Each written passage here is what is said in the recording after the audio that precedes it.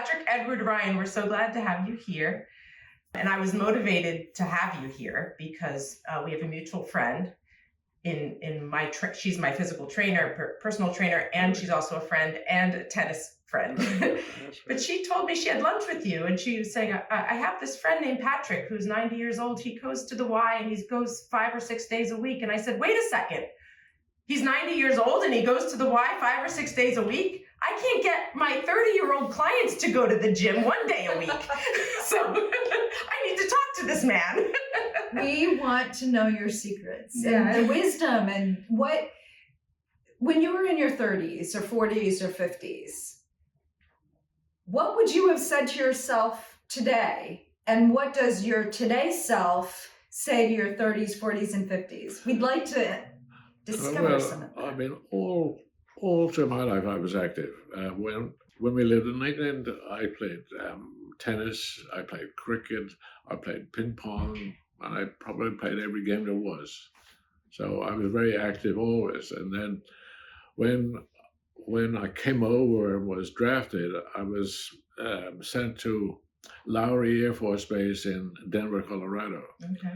And it turns out that the Air Force had a soccer team. Ah. So I used to play soccer in England. So I said, hey, I'm going to join this. So I was there for about 6 months. So I played soccer, and it had advantages. Yeah. I didn't have to do KP. I got other things, and you got better food, and so it was good. Yeah. And then I was transferred to what's it called? Fort Bragg, North Carolina. Yep. It's not called Fort Bragg anymore, but it's now some name. Okay. I didn't know that. I thought it was Fort Bragg. Okay. And it's called Fort Liberty now. Oh. Because Fort Bragg was a general. Yes, got it. Yes. I was just having a conversation about this with my father last night. Yeah.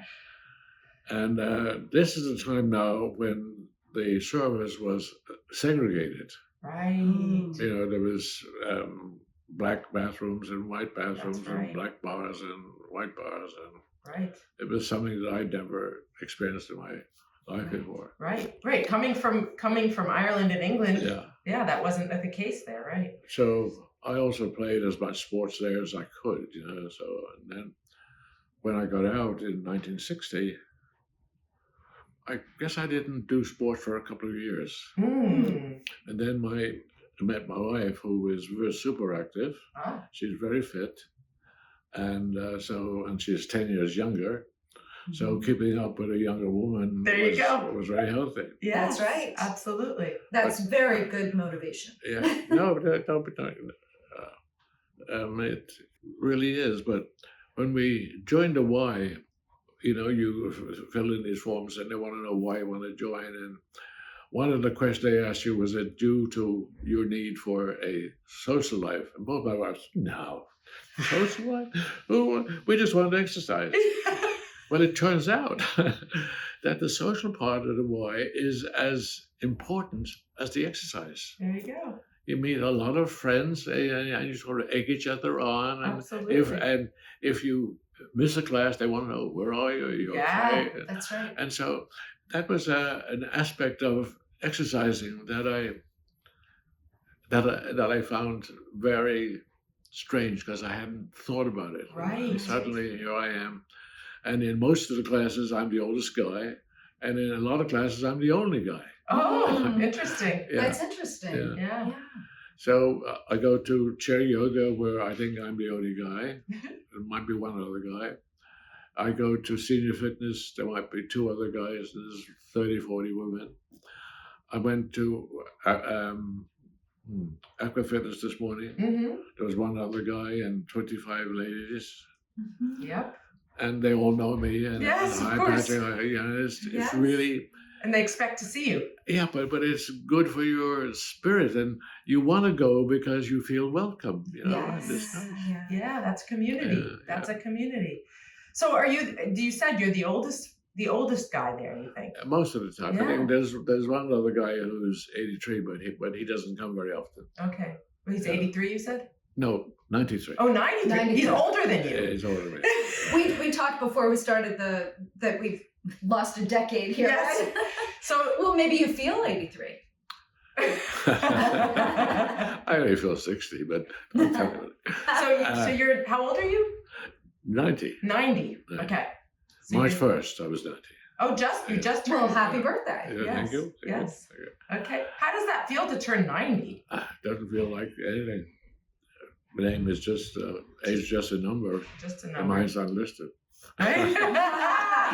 That's why it's on television. Yes, right. But when we lived in Chicago, my wife and I joined the Y there, and we got into racquetball, and we played a lot of racquetball. And then my wife is Norwegian, and she's a skier, so we did a lot of skiing. Yeah. So all my life I've been into some kind of sport. You've been moving. Yeah. Yeah. You've been moving ever since Yeah. the beginning. So when you were a child, were you doing sports as a child as well? Well, when you say child, when I was in my teens, I guess Okay. I was very active. But bear in mind that we moved to England in 1939, Okay.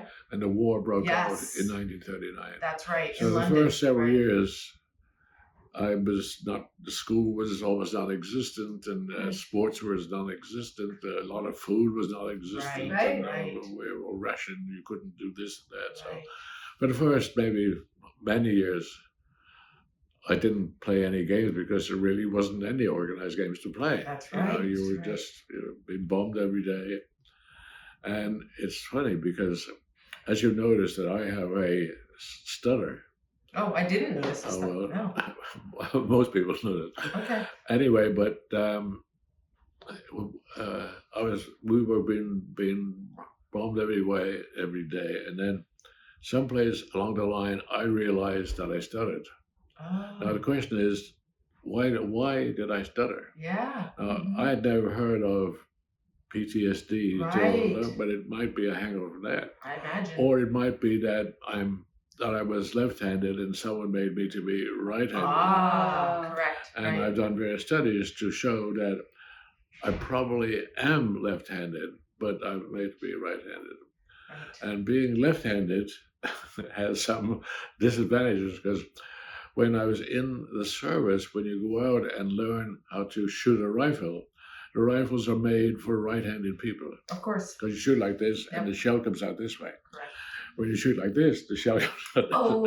and hits you in the face. So it was very difficult to think. Right. Yeah. Yeah. It is a right-handed world. Yeah, it is. Yeah. It is. It is. So, so speaking of like, you were in London at that. Yeah, yeah. So you were in the middle of. Yeah. You were wow. So that really. And you had just moved there. Wow. That's. Yes, I would say probably PTSD, whether it was the stutter or not. Yeah. That can be a terrible psyche in your mind of living through that. Yeah. And So- how big was your family? I have 2 sisters and 1 brother, Okay. Okay. but dozens of cousins. Yes, Yes. because your mother was one of 10. Is that what Yeah, you said? yeah, Okay. yeah. One of 10. Yes. And so are many of them still around or? A lot of them live in Long Island. Oh, And one of my cousins moved to California, and he had 6 boys. Wow. So, yeah. yeah. Okay. So this identity that you have of someone who's always been active and moving all the time, you've always, whenever you could. So after we get through the war and then you got back into sports and all of that. I mean, this is a part of who you are. This is your identity. So it's almost like everywhere you went, you looked for opportunities but it sounds like you've done most sports that you could think of. Yeah. I was very active. Yeah. So do you have a favorite? Do you have a favorite sport that you played? Well, now I'm at 90. I'm not as nimble as I was, and I have 2 knee replacements, and so that limits what I could do. So the sports I do now are senior fitness, Right. and aqua fitness, Right. Mhm. and chair yoga. Yes. Yes. Yes. But yet that's all movement, and it's keeping you going Yeah. in a beautiful, connected way. Yeah. And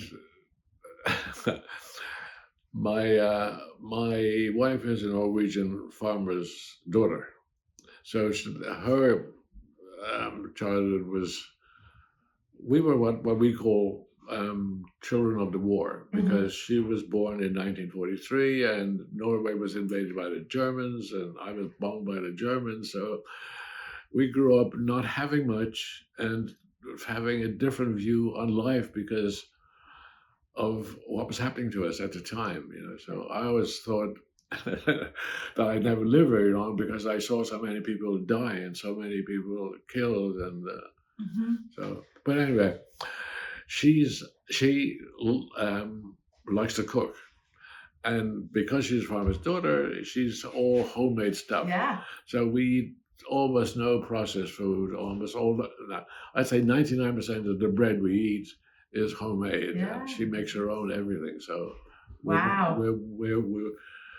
we're not big into, and we very rarely eat out. A lot of people eat out a couple of times a week. We eat out maybe once every 6 months or something. Right. Yeah. Right. And does she like to cook? She loves it. And I like to cook. I was going to ask you, do you like to cook? Yes. I like to cook too. Yes. So do you share the kitchen together? Do you cook together, or is it you're in there or she's in there? That's the way. She does not like to have me in the kitchen when she's doing something. Okay. Right. So do you clean up when she cooks and she cleans up when you cook, or? No, she cleans up when both of us cook. Oh, the secret's out.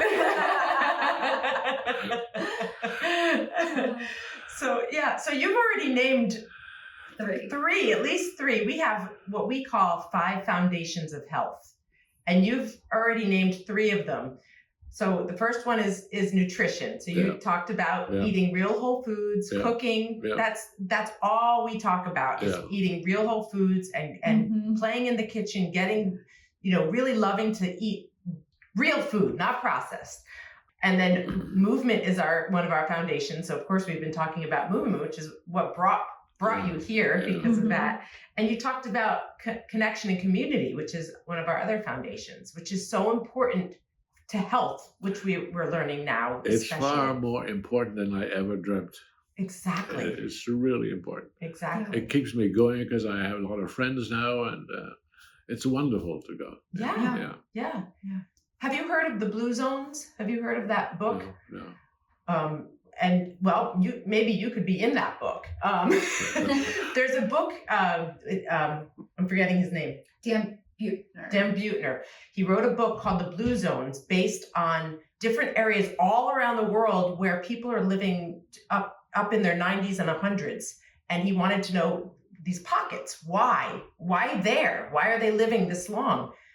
The number one common denominator, because they were in different places all over the world. They didn't share the same cuisine. They didn't share the same movement patterns or whatever it was. It was community and connections. That was the number one reason that they lived as long as they did and as well as they did. And now you're seeing that too. You're saying that that's bigger than you ever imagined being a big deal. So, yeah. A funny story is that there was this guy at the Y who was bragging about how his wife makes the best spaghetti sauce in the world. He went on and I said, his name was Linford. I said, Linford, I make the best spaghetti sauce in the world.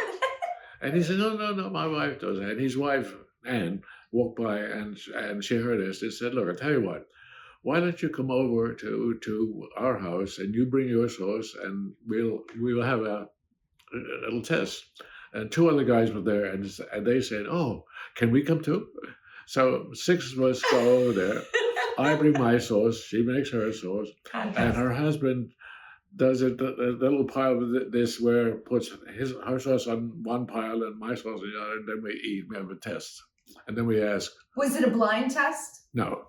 Oh, no. No one knew which was which. Yeah. So no one, yes. So then when we'd eaten, we said, okay, let's take a vote. And I think that the 2 guys didn't want any one of us to win. So it ended up, it was a 3-3 draw.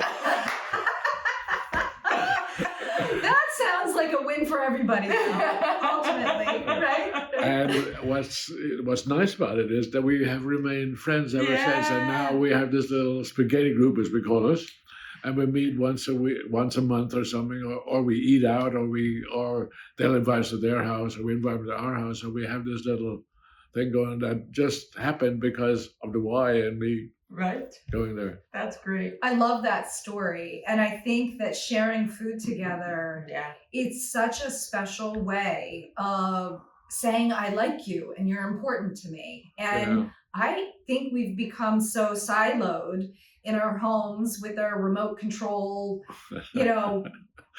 everything, that we've isolated ourselves to a degree. And I think that COVID kind of drove us inward for that. I think we're still kind of crawling ourselves out of that time. And so this is I love that story. I think we all could learn from that and start making spaghetti friends, or what do you call it? The spaghetti club? Group. Spaghetti group. I like that. Yeah. And we're now firm friends. Yeah. And this happened right before the pandemic. Got it. So, So did you front porch at all together? Like, did you go out on the front porch and meet outside or anything during the pandemic? No, that's when I joined Jackie's Zoom class. Oh, right. Yes. That's when I joined that. And good for you. Yeah. A lot of people, I'm saying that because a lot of people stopped doing things because they said, oh, I don't do Zoom. Yeah. I don't do it. Yeah. And I'd have to say, and I'm trying not to be ageist, but I'd say probably the older people were the ones who were kind of rebellious more because it's not familiar. It's not a familiar medium for people. So hearing that you did that and you had the flexibility to do that, and you were like, I'm going to keep moving. I'm going to keep doing it on Zoom. And there's a teacher also called Kim. Kim is one of the senior fitness teachers, and she made lots of Y videos, but Kim's class was where she just exercised and there was no music but she was very good, but it wasn't as interesting as when I joined the Zoom class with Jackie, because she's talking to you and she can see you and you can see her. And she'll comment on your form. Yeah. And you have more of a to and fro between you. Makes a difference. It made a huge difference. Yeah. Yes, absolutely. Yes, so just watching a video and exercising was good, but it was not nearly as good as talking to Jackie and looking at Jackie, who's very beautiful. It's nice to look at anyway. That's right. Yeah, you just scored some points. Yes. It's funny because I took her Zoom classes too because I was still doing it, and I still do. I do take one of her Zoom classes because it's just easier for me to do that, and it's nice, a nice convenience because even though she only lives 10 minutes away, I can just turn on the screen and there you are. And then and you're right, it's because of the interaction.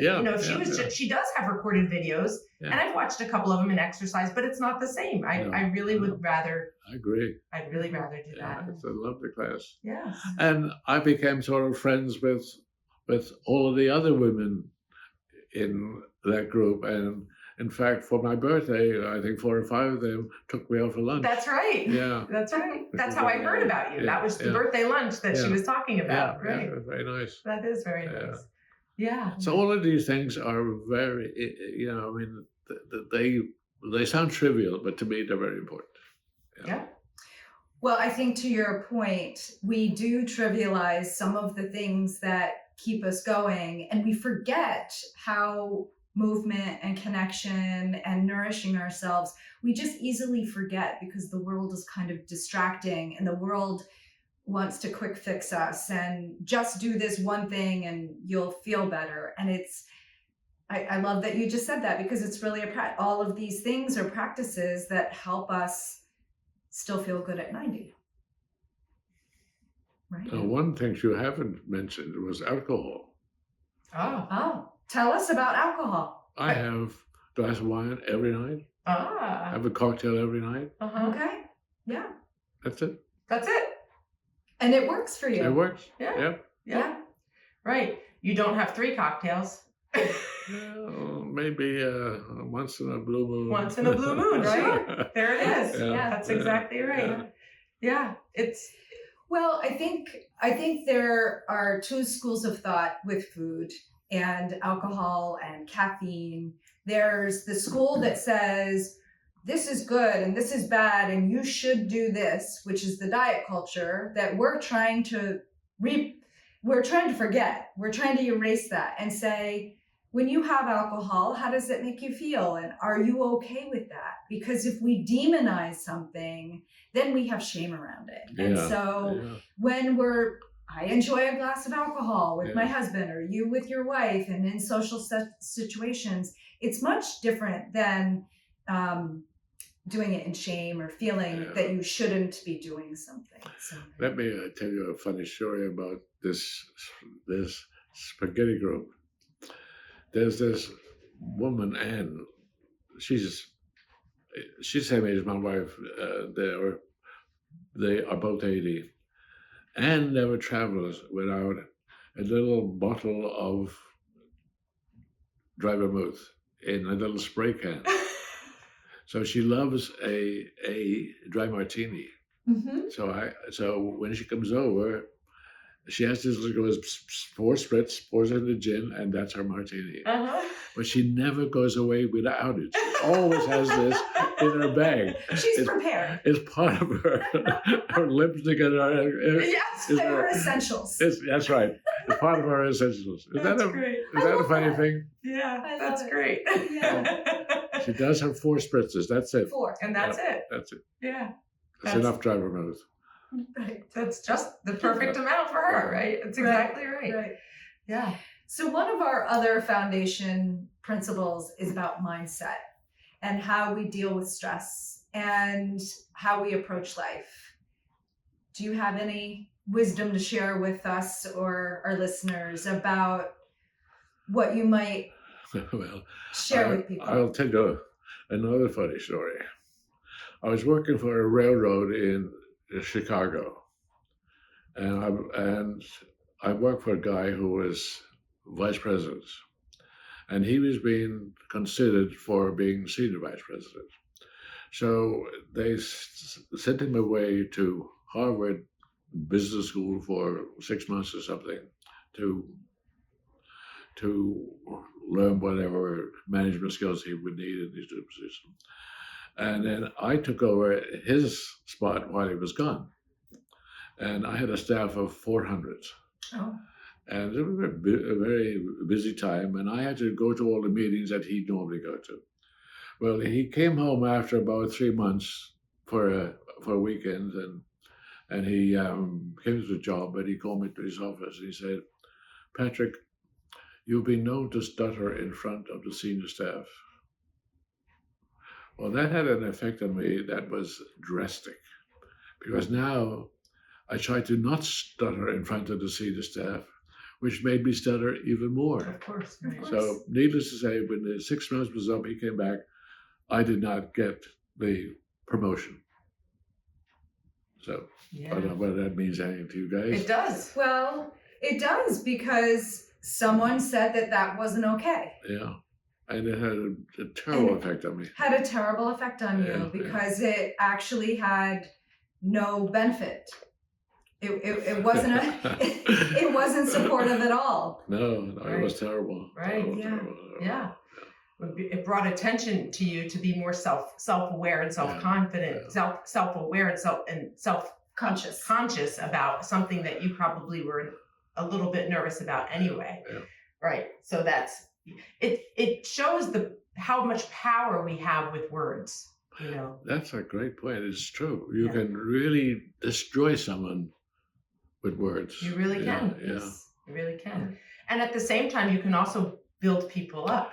You know, it's funny because there are lots of elderly women in the senior fitness classes.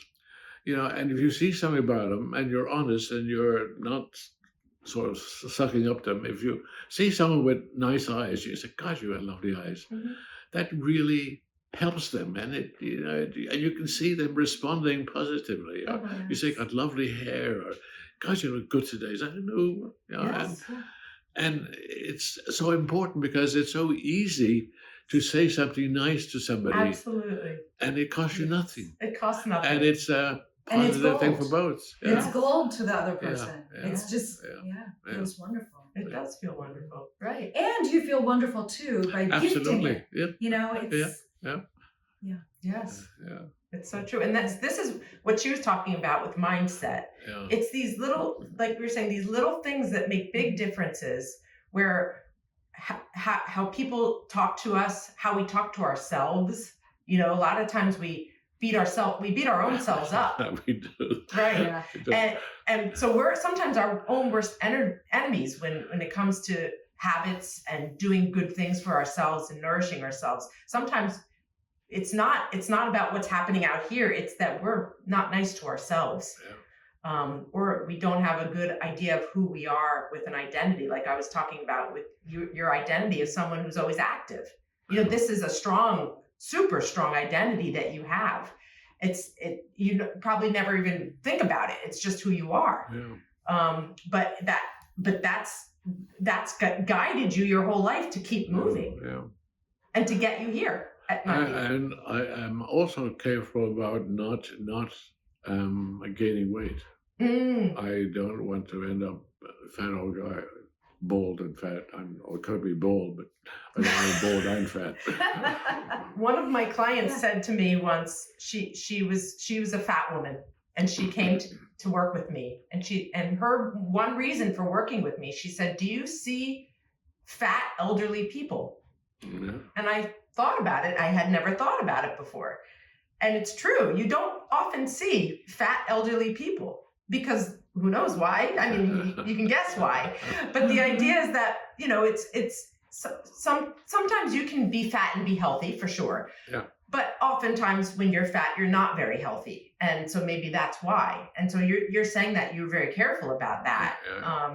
Is another reason why you're sitting here. I got married in Norway in 1971, and I wore a tuxedo. I can wear the same tuxedo. There you go.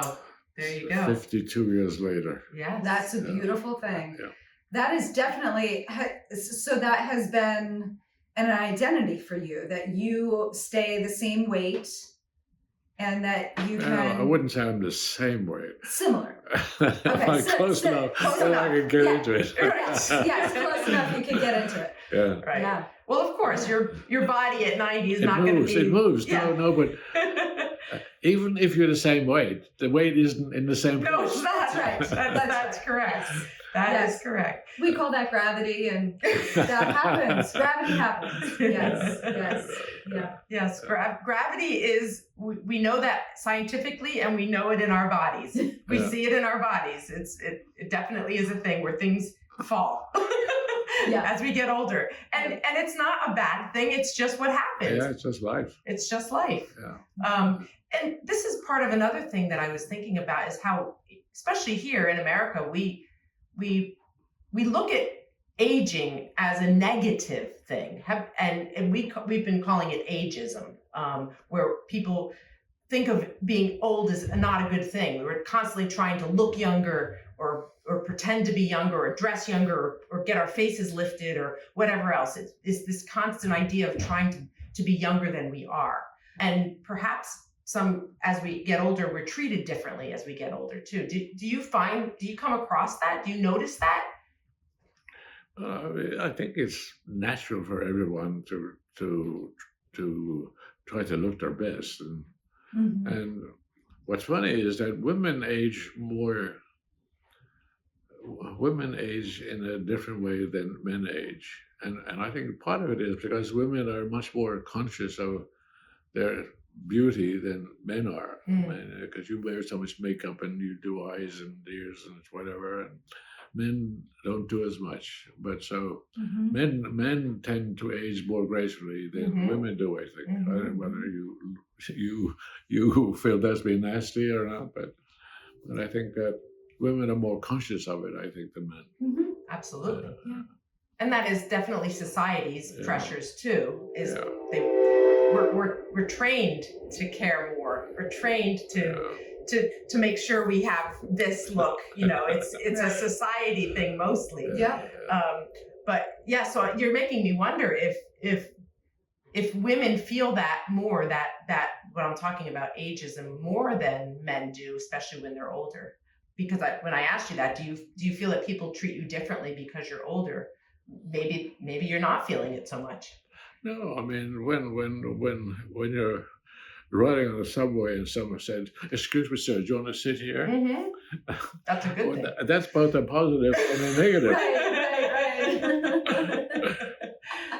Yes, true. And there is a thing about embracing, in some ways, is we can't do what we could do when we were younger. And Sure, and absolutely. so when people offer help, saying thank you, yes, I'll Yeah. take your help, instead of resisting and saying, no, I can do it myself.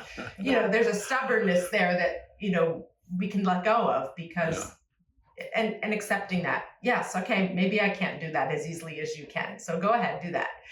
Yeah. Right.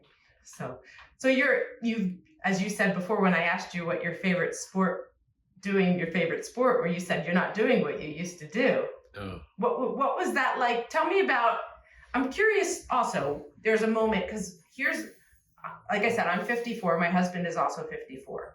And we're in this place in our lives now where we can still do a lot, but we can't do a whole lot. And I'm finding also that men around my age in their 50s are kind of grasping onto the last of what they can do. Do you remember feeling like that at all? Or do you remember that transition from going to playing sports and being active in that way into moving more towards the gym and doing what you're doing now? If it happened so gradually that I didn't really notice it. Yeah. It's just things happen and you deal with it. Things you can do, you do, and things you can't do, and things you can't do, there's no good worrying about it. It's done. You can't. Yeah. And that's a mindset thing. Yeah. Absolutely. That if you don't put a lot of attention and worry, well, I can't do that, but I can do this. Yeah. And that's definitely an attitude and a mindset that can keep us in a better place. I'll tell another story. I retired in 1999, I think it was, and I was worried about when I retired, what would I do? Mm-hmm. I had a very high pressure job at the New York Stock Exchange, and I was glad to retire because I didn't have all of that pressure. Right. And my wife said, "Okay, now I've got so many things that I want you to do. I want a cabinet here. I want bookshelves here. I need a table here." So for years, I just built things. I probably have built maybe 60% of the furniture in the house. And then one day, I was doing something and I cut the ends off my fingers. Oh, look at that. I see that. And that had another marked effect. Now I couldn't do all the things I used to do because the hand and I was too clumsy to do it. So I had to now find other things to do. What was that like for you to lose that gift that you had? I used to do a lot of carving, and another funny story is my wife signed the two of us up for carving school. There was a school in Vermont where you would go for a week and you'd work from 9 in the morning till 9 at night, carving and stuff, and it was really great. But she signed us up because she felt that she would be better at it than I was, because she felt she had more patience than I did. Interesting. Yeah. And it turns out I was much better than she was. Because of the patience. Yeah. Interesting. And she's very, very tentative. I'll get in and do, but she's very tentative. So interesting. It's a funny story. She was determined that, and here's another thing. I never compete with her on anything because I don't want to be better than her on things that she wants to excel in. So I never cook her favorite dishes. And she never cooks my favorite dishes. There you go. Yeah. Do you think that's part of the success of if it is successful? And I think It is successful. It is, since Uh, you are still married. We do the New York Times crossword puzzle every day. On Monday, Tuesdays, and Wednesdays, we do it separately. On Thursday, Friday, Saturday, and Sunday, we sit side by side and do it. It turns out that she's much better at it than I am. Okay. One of my failings is I'm a terrible speller. Mm. She's a fantastic speller. There you So, go. and I know things that she doesn't know, and she knows things that I don't know, and our two backgrounds sort of mesh. Yes. So, but we do it together every day. Nice. That's wonderful. Yeah. Yeah. Yeah. And it's fun to do it together. You know, It is. It's a kind of a bonding process that reinforces whatever it is that's happening. Right. Yes. Right. Yeah. I'm wondering if she purposely, when you retired, if she purposely had that plan for you to do I think all. so. She didn't want me hanging around the house. Right. She said, "What am I going to do with him?" That's right. So she orchestrated your transition from being super busy at work to being super busy at home. So before you knew it, you're like, oh, here I am. And that can be a really hard transition for a lot of people from retirement. A lot of people, their job defines them. Oh, of course. And that's terrible. Because now when you lose your job, who are you? Right. You know? Right. So what advice would you give to someone who Have a hobby. have Have a hobby, right? Yeah. Have a hobby, something that you like doing that's different from what you worked at. Okay. I'm an engineer and I did a lot of logic design. Carving is completely different. Yeah. You know? Right. That's right. That's right. So did you get into that after you retired, or were you into that before you retired, Well, and then it became your? I think part of it is the fact that Emily signed us up for this carving course. And that's when I was still working. So now when I finished work, I now had this carving that I was good at and I liked. Yeah. You know? Yes. That's a beautiful thing. Yeah. Yeah. But it's important to have a hobby. I know so many people, so many men who have died young after they retired. That is different from your job because Absolutely. And I mean it sincerely. I know many people who are lost when they retire because they have their job gave them meaning and stuff, and when they lose that, Right. Their job was everything they knew about themselves. Right. Yeah. I agree. I think that's we're finding that because we're at the age now where a lot of people are starting to retire. Have you got any hobbies? Got any hobbies? Oh yes, many. Tell me a couple. Tell me a couple. What's your favorite hobby? Gardening. Gardening. Yes. Okay. What else? Give me another one. I sail. I volunteer. You sail? I do. Oh Yes. God! I've sailed all over the world. Oh. All over the world. All over the world? I've sailed in Australia, Oh, Fiji, wow. New Zealand, Tonga, Oh. and all over the British Virgin Islands, Spanish Virgin Islands, Wow. the Spice Islands. Is this on your own boat?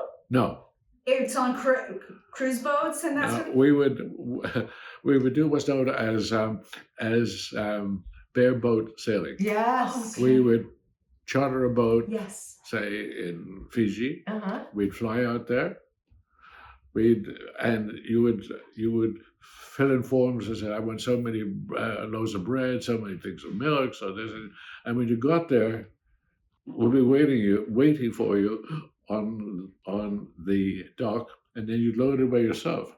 The reason is that you had to put it away yourself because you know where to find it. That's right. That's a good point. So you had to do it because if someone else does it, Right. what the hell is that? Where is it? Right. And then we would sail all over and come Wow. back. Wonderful. Yeah. That's fabulous.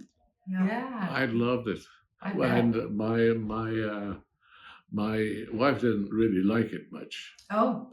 But what she she actually didn't like it, and we actually took a week sailing course in Tortola in the British Virgin Islands. And at the end of the week, she wasn't any better sailor, but she wasn't afraid. Because, when you're sailing and the boat heels over, you think you're going to go under. Things happen. So at the end of a week, she was quite comfortable. And she could great at pulling ropes and doing that, but don't ask her to take the helm or do anything. Right. Well, my dad and I sometimes wrestle for the helm. Yeah. So. And what size boat? Oh, it's a little 16-foot bullseye. So it doesn't have a motor. Yeah. It's got a fixed keel, so it's really heavy boat, a self-tending jib. And it's beautiful, beautiful little boat. It fits four very comfortably, and it's got teak, and it got beat up and sandy, but now it has more character, and it's a Hirschoff design. It's a beautiful boat. Yeah, it's from I think it was made in the 50s. So we would sell more in the 44 or 50-foot boats. Yes, well, you were in the open water, But those big boats are easier to sail than the little boats. Yeah, we only go out for an hour and a half or two. Yeah. You were going for weeks. So. Yes. Yeah. Okay, that's two of your hobbies. What's your two hobbies? Well, tennis is one of my biggest hobbies. Oh, good. Yes, I like to knit and I like to bake. Oh, good. That's great hobby. I love those. I also like to garden. So that's wonderful. Yeah, and I'm always open to new things. I'm always trying to find new things to do. It's fun to do whatever comes across. I like to take classes and to do different things. So, I think that's one of our tenets. I'd say is curiosity. Yes, and it sounds like you also have that as a big part of who you are, is being curious. Well, I love to travel. Yes. My wife being from Norway and has family over there, we go to Norway every year. Mm-hmm. We've gone there for as long as we've been married almost, and that. But where my sister-in-law lives is a small valley, and if you like cows and sheep, it's great. But there's nothing to do there except walk or pick mushrooms or something. So I leave my wife there with her sister, and I go off. And I've been to Sicily. I climbed Mount Etna. Wow. I've climbed, what's that big volcano in Germany? Vesuvius. Pompeii. I've traveled to all of those places. That's great. Yeah. Do you have you kept your passports? Do you have all your passports? I've got two passports. I've got an Irish passport and a US passport. Okay. Yeah.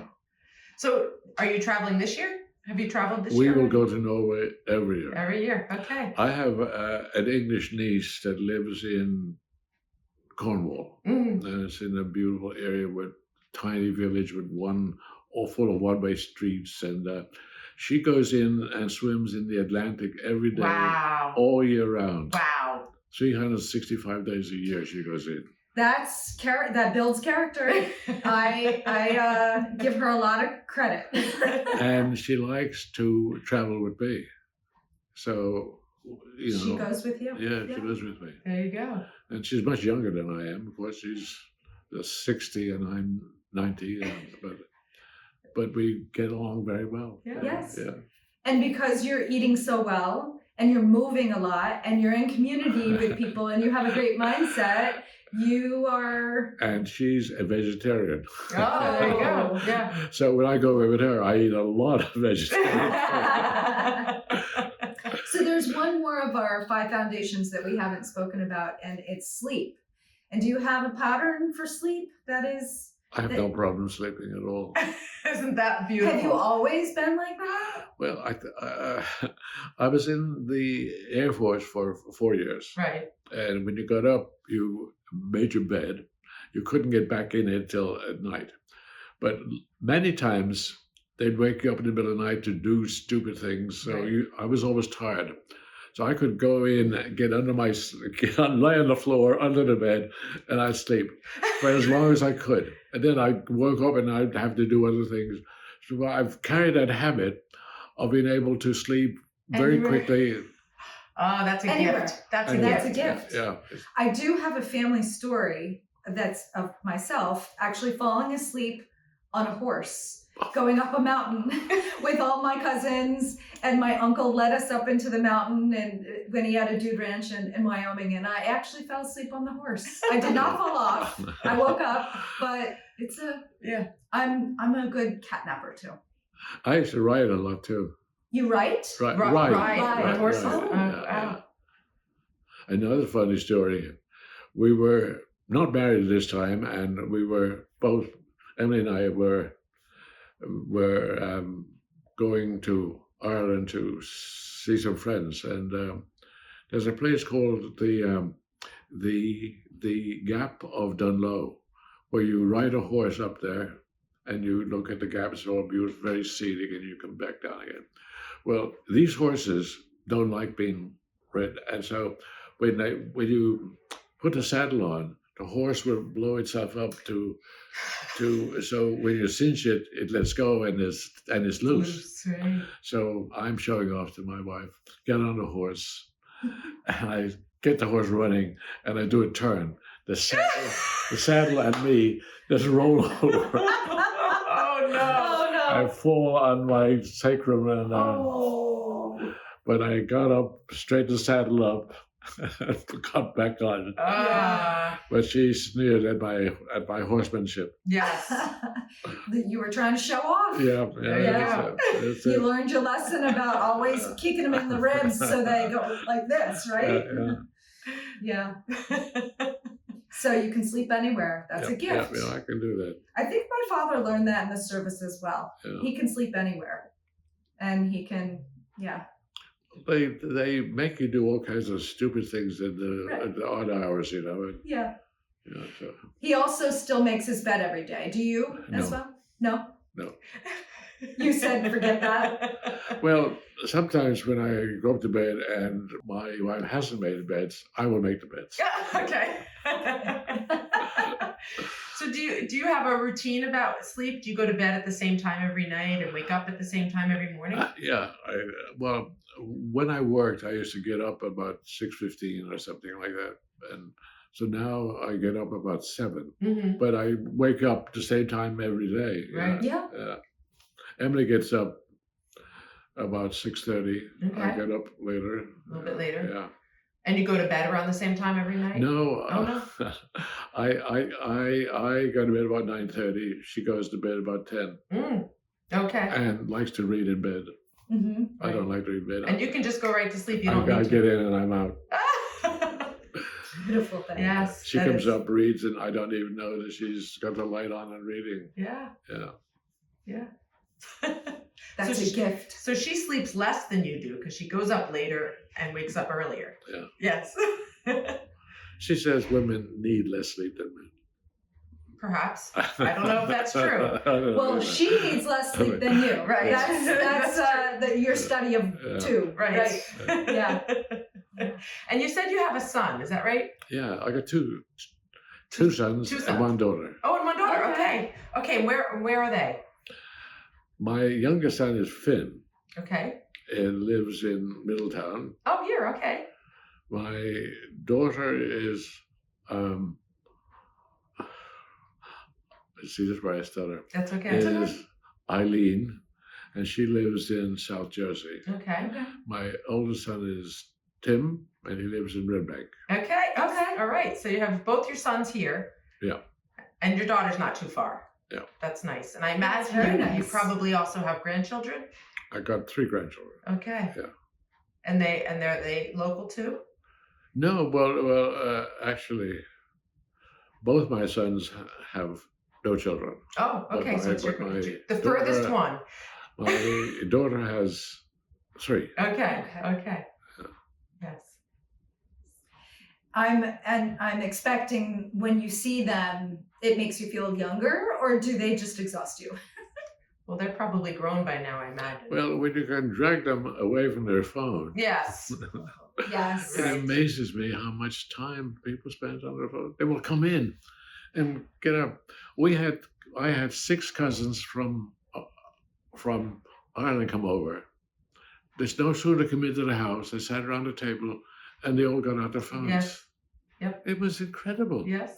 It's a very interesting study of our society, how we're so attached. To their phones. Yeah. Yeah. It's a that generation is very, very different because they grew up this way. Yeah. Correct. Yeah. So it's interesting to see it. That's my children. They're in their 20s, and so You got children too? I have children, Wow. and they're in their 20s. So they also have their phones around a lot of the time. They're a little bit more conscious about it, I think, just because of Yes, you are. yeah, perhaps. Yeah. And so my son, it's much better. He'll call me instead of texting. He'll call, which is nice. So, but yes, wherever we go, this generation, and even a little bit older, the phone is a constant. It's a constant, and it's an interesting. I'm curious to see where this goes. To see how, as they get older, what's going to happen too. Do you have children too? No, I've got fur babies. Or babies. I've got cats. Cats. Yes. Oh, No children. no children. Cats are easier. Yes, they are. They're, yes. We had 2 cats. Okay. It's a classic thing. Friends come, and they've got 2 cats. We've got 3 young children. And they say, now, if you don't want them, we can take them back. Once our children had seen these 2 cats, Of course. there is no way that they're giving them up. And the cats lived for 19 years. Of course. Yes. Yeah. Yeah. But they got a lot of, one of them had got hit by a car, and we had to put his leg in a cast, and Oh. one got epilepsy, Oh, and we had to take him, he had to get drugs, and right. but they were so good for the children. Yes. The children loved them, the cats loved them. Yes. It was a lovely experience. Yes. But we said once they died, You're done. we're You done. were done. Well, you travel Well, too you're much. Yeah, traveling. you travel. Yeah. You can't take care of animals. That's right? right. Yeah. That's right. Yeah. That's right. So, is there any other drops of wisdom or any other things that come to mind about how you live? So you live so well, and it's all the work that you've done before now to get to where you are now, to be so vibrant and like you said, you don't care. When I asked you about what it's like to be 90, you're like, that doesn't mean anything to me, really.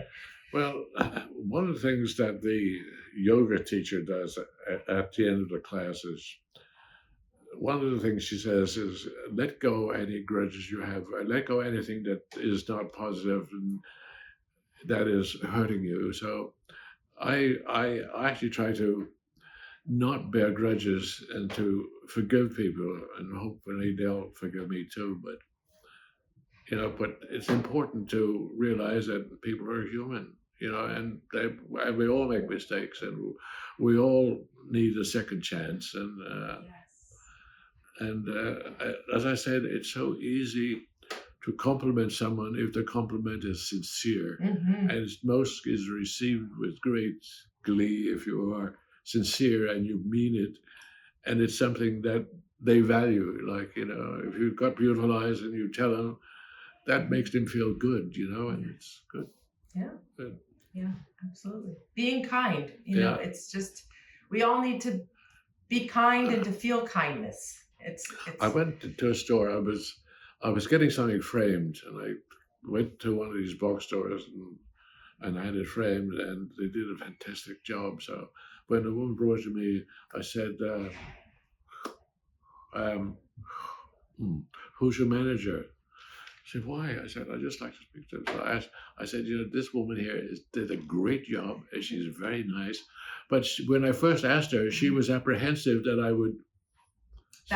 So one of my vows was, when someone does something nice for you, tell them. Yeah. Don't just keep it inside to yourself. Let them That's know, right. or even let their managers know That's that right. they've done. They got a good employee that they should look after and cherish. Right. Yes. Yep. That's very true. Like we just said, words are so powerful, and we all have them.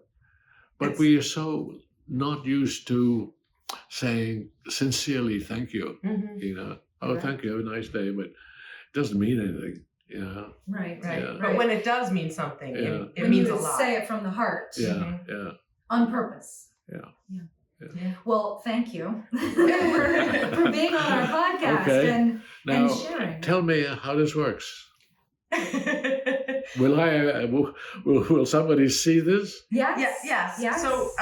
So our podcast is. I think you'll edit it, right?